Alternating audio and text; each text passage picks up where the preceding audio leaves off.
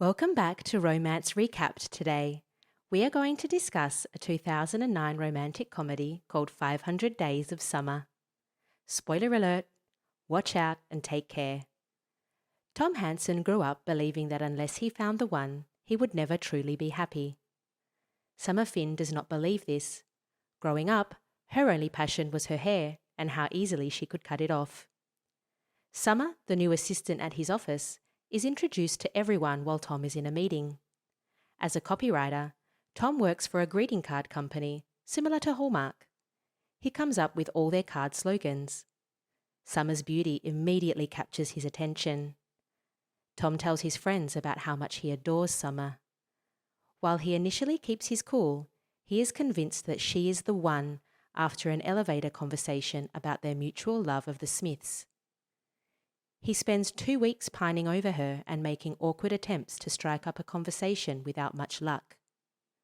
When Tom's best friend informs him that the entire office is going to a karaoke bar the following evening, an opportunity arises. Tom walks into the bar as his best friend is singing.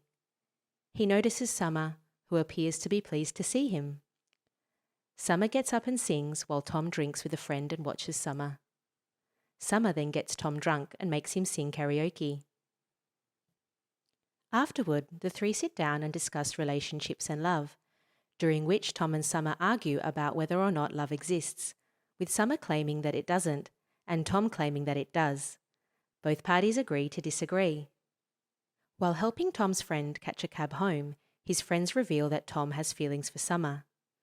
Summer wants to know if this is true, and Tom, after some coaxing, admits that he likes her. Summer describes him as interesting and walks away, leaving Tom standing there alone on the sidewalk, wondering just what that means. The next day at work, she flirts with him in the copy room. After finishing her copies, she moves closer to Tom, only to shy away from a kiss and walks out of the room, leaving him standing there alone. Summer and Tom go out and have a good time in the city. They become closer as they spend more time together. Summer shares her most private thoughts and stories with Tom, while Tom takes her to his favourite spot in town and tells her about how he was studying to be an architect before running out of money and being forced to work for the card company to support himself. While walking around IKEA, the two make jokes about living together and getting married.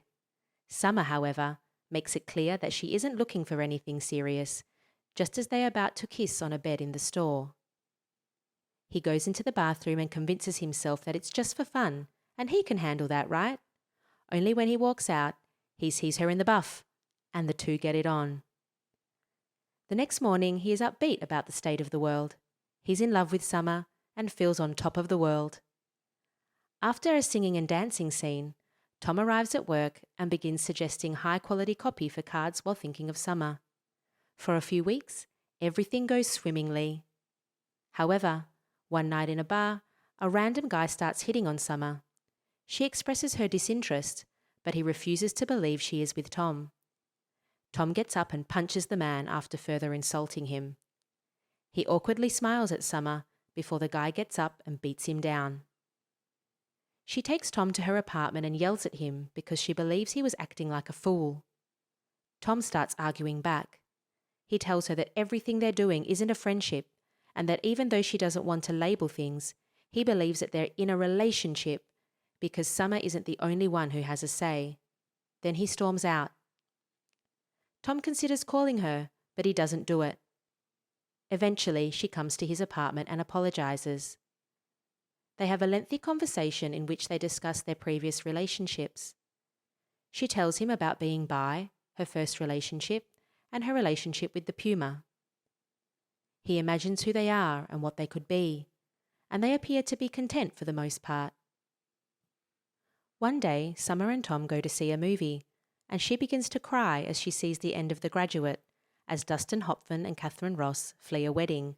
Their joy and excitement gradually fade.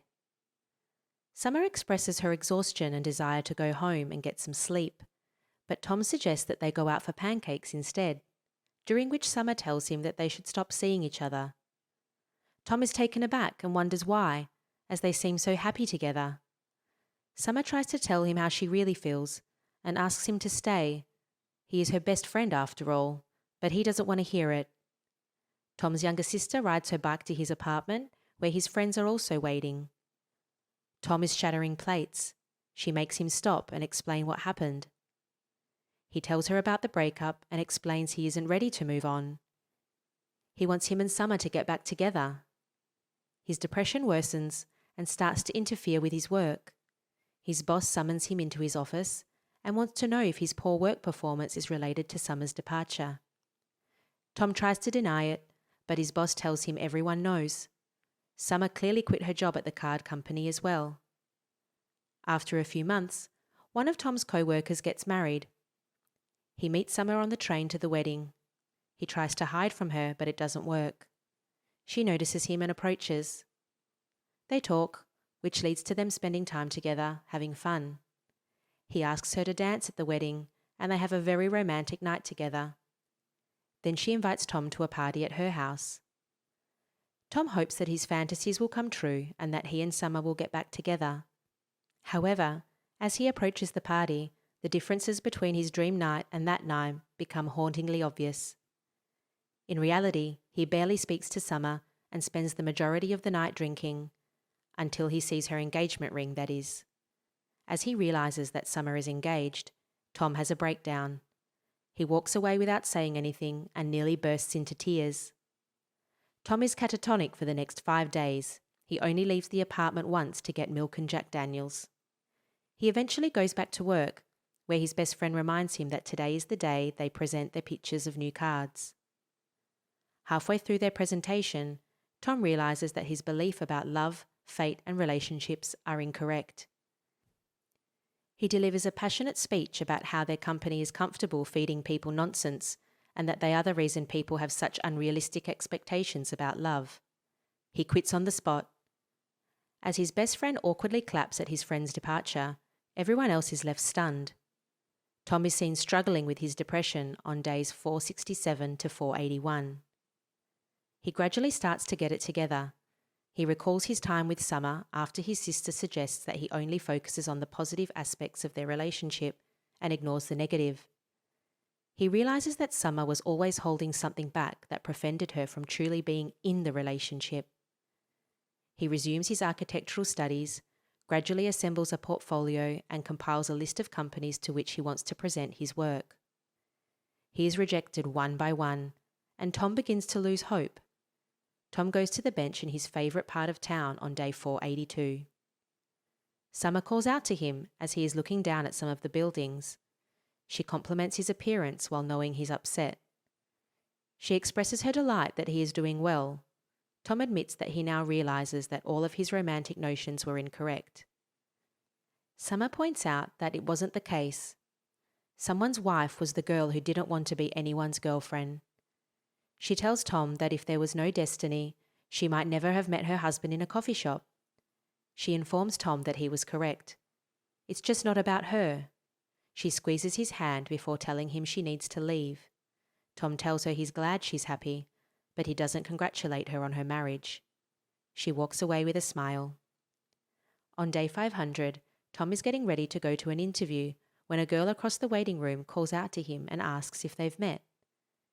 She tells him that she saw him sitting on a bench in Tom's favourite spot, which also happens to be her favourite spot. Tom claims he's never seen her before, to which she responds that he clearly wasn't looking. Tom jokes that he hopes she doesn't get the job because she's the competition. The interviewer summons Tom, but as he walks away, he turns around and asks the girl to get some coffee. She informs him that she's meeting someone. However, as Tom turns around, she agrees and says they'll figure it out. Hope you enjoyed our video today.